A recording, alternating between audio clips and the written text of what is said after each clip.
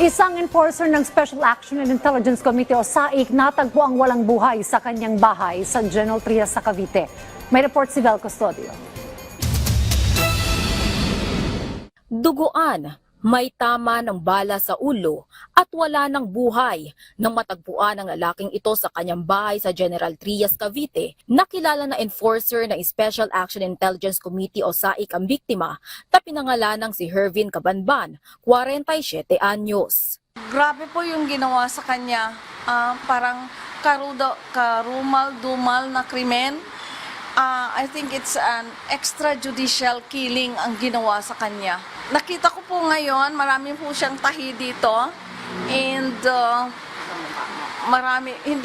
mabuti na lang inayos po ng funeraria. Sira-sira po, marami siyang tama sa muka. Dito, pati sa katawan. Hindi katanggap-tanggap to dahil talagang karumal-dumal yung ginawa. Pinasok sa bahay, pinarel, sinaksak. Nag-report na ako kay Pangulong Marcos at sabi niya na talagang kailangan mabigyan ng hustisya ang pamilya. Personal na kiramay ang mga kawani ng DOTR SAIC dito sa buro ng biktima sa General Trias, Cavite.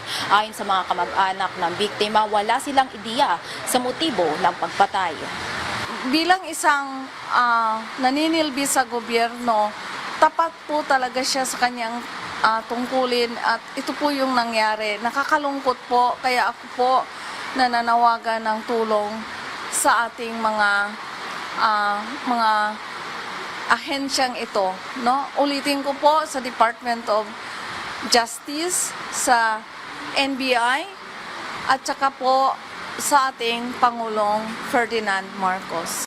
Ayon kay Department of Transportation Secretary Vince Dizon, handa sila na magbigay ng tulong pinansyal sa kaanak ng biktima.